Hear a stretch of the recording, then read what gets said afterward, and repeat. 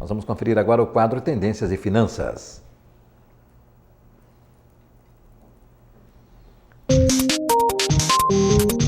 Tendências e Finanças. Apoio Cultural. Quatrum Soluções Empresariais. Anderson Machado. Mentoria Financeira. Professor economista Alexandre Reis, terça-feira passada a gente disse que hoje estaríamos falando já debruçados sobre a realidade de um novo presidente. Tudo bem, professor? Boa tarde. Tudo bem. Boa tarde, André. Tudo bem. Olha aí, já a Bovespa ontem bateu recorde após a eleição de Bolsonaro. Espera detalhes, dólar fechou em alta no primeiro dia. Surpreendeu essa alta do dólar ontem, né? Ele estava num ambiente ali de expectativa, como o senhor disse lá desde o início do ano, professor. Não, mas essa oscilação do dólar, no sentido dele não se depreciar, isso foi por outros motivos pelos quais teve essa... É que de fato ainda o mercado está numa expectativa maior de um anúncio, né, oficial, né? Claro que todo mundo sabe que vai ser a equipe econômica coordenada pelo Paulo Guedes, mas enfim, não está oficializado ainda, claro, né? Enfim, e o mercado está na expectativa do que ainda está muito assim do ponto de vista não oficial o que ele vai fazer. Eles estão largando a conta-gotas, né, do ponto de vista do que vai acontecer na economia a partir de 2019, mas não uma questão mais enfática, né? Então, mas com certeza vai ter a depreciação do dólar nessa semana ou ao longo da próxima, vai estabilizar e vai diminuir a relação. O presidente eleito sempre deixou claro que ele não entendia de economia, ele até disse assim dessa maneira bem aberta e por isso manteve sempre presente a pessoa física do Paulo Guedes, né? Seu guru econômico, como dizem. Mas a partir daí outros nomes, como por exemplo o presidente do Banco Central, entre outros. Para que lado vai a economia? O que o senhor poderia nos antecipar aqui, professor? O que já deu para captar dos discursos pós a vitória, né? É que vai ter, só que ainda tem coisas que tem que ser feita ainda no âmbito do 2018, que provavelmente a equipe de transição vai ter que trabalhar muito, que é a questão da definição do salário mínimo, né? A questão do subsídio do diesel, né? E a Lei Candir. São 3 pontos de curtíssimo prazo que estão vencendo, vai ter que ter a discussão dentro do parlamento, do ponto de vista tanto executivo do parlamento, e que isso vai ter que ter também a participação da agenda de transição. O bom disso é que o atual presidente Temer já disponibilizou todo o governo para o novo presidente, para o Bolsonaro. Ele revelou isso, né? Nomeou Padilha ontem. Isso, publicamente, né? Praticamente ele entregou, está entregando o governo para o governo de transição, nesses próximos 2 meses. Vamos ver como é que vai ser isso, né? São 3 pontos importantes, né, de curtíssimo prazo. Além disso, na questão dos anúncios oficiais de agradecimento, o Bolsonaro deixou bem claro algumas coisas que ele pretende fazer do ponto de vista econômico.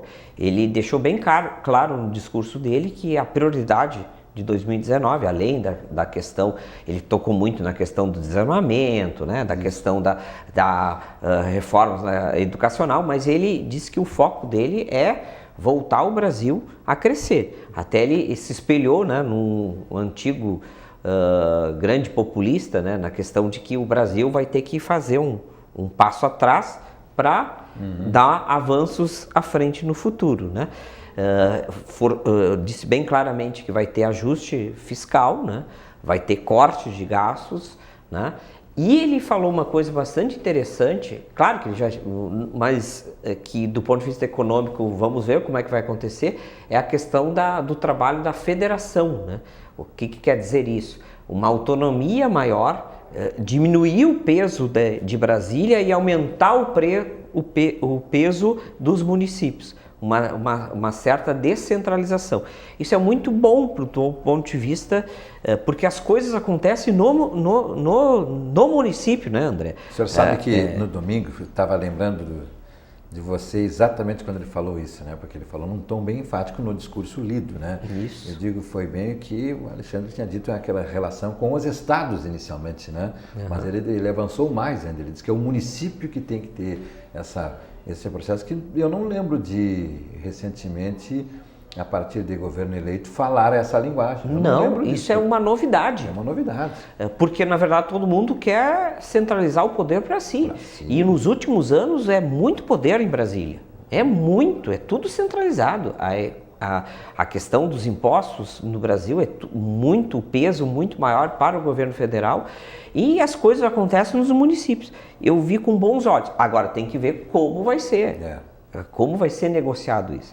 Isso eu digo que não é uma reformas de curto prazo, mas já de longo prazo. E, de fato, um outro ponto, ele não tocou, mas o futuro ministro da Casa Civil, né, vai ser o gaúcho, o Onyx, né, falou enfaticamente nas suas entrevistas que eles pretendem fazer uma nova reforma, de fato reformular coisas da reforma da Previdência. Eu acho que ele vai falar em novo projeto. Novo projeto, ele falou bem enfático. Só que, nessa questão que o Temer anunciou da equipe de transição, o Temer, né, claro, não quer, é como se quer fechar o seu governo com alguma coisa de deixar um legado, está chamando a equipe dele para votar algumas coisas da Previdência. Eu acho que isso não vai ter tempo, nós temos 2 meses, né? Quando o parlamento vai se preocupar com a questão do rearranjo da nova composição de 2019, não vai ser votado. E eu acho que é um equívoco votar. Então, que de fato, se eles estão dizendo que vai ter uma nova reforma da Previdência, então que se faça, que se discuta isso mais, mesmo, claro. Que se amplie, deixa então fazer. Claro, vai ter problema na questão fiscal, vai ainda, mas é melhor tu fazer uma coisa um pouco mais planejada e pensando no longo prazo, do que fazer uma coisa mais corrida só para fazer um ajuste de diminuir ali o processo inflacionário, ajustar a questão das contas da dívida pública, né? E aí depois, daqui 5, 10 anos, você vai ter que fazer uma outra reforma da Previdência. Então, que tu faça com mais critérios técnicos, né? Pensando, conversando com todos os participantes, né? E a reforma da Previdência afeta não só a empresa, em famílias, toda a população, né? Enfim, então acho que isso veremos o que vai acontecer. Falando um pouco do nosso cenário aqui regional, né? Sim. Também, né? O novo governador, né, eleito, ele vai ter que ter uma prioridade muito forte na questão fiscal e voltar a ter o desenvolvimento econômico no estado, né? Ele vai ter e tem a questão da segurança pública também, enfim, mas eu acho que a grande preocupação dele é o que ele vai fazer, né, com vamos dizer assim, o ajuste fiscal do governo do Rio Grande do Sul, que é mais estrutural, é mais problemático que o do governo federal. Tá? Vamos ver. Porque na campanha, tanto um como o outro também não revelaram qual de fato vai ser o plano, né? Ficaram ali na questão que vou negociar com o governo federal. Não foi específico, né? Não foi. Nenhuma política específica. E aí, juntando com a questão dessa proposta da federação, que o Bolsonaro anunciou... Tem boas possibilidades. Tem boas possibilidades de acontecer isso. Aí o que acontece? Aí acaba com aquela coisa dos governantes, né, do governo estadual, dizer não consegui fazer nada porque lá o Brasília não deixou. Aí, agora tu vai ter que ter de fato um plano estrutural dentro do cenário do Rio Grande do Sul, né, se isso acontecer. Então teremos pela frente muita movimentação na economia, que de fato eu sempre disse aqui que o grande problema hoje da nação brasileira é nós voltarmos a ter um plano econômico. Nós precisamos urgentemente de reformas.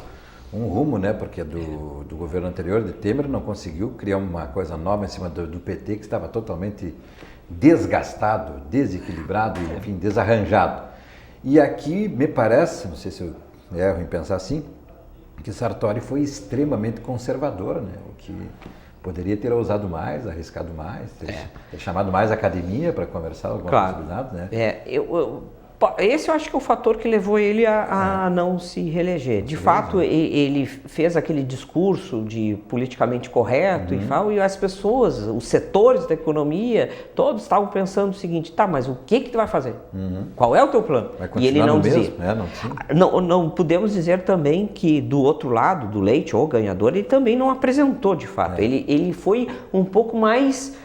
ele usou uma retórica diferente do Sartori. Ele muito aquela discussão do fluxo de caixa, aquilo ali, aquilo ali não é um plano, mas ele respondeu de uma forma diferente, mas ele não apresentou, né?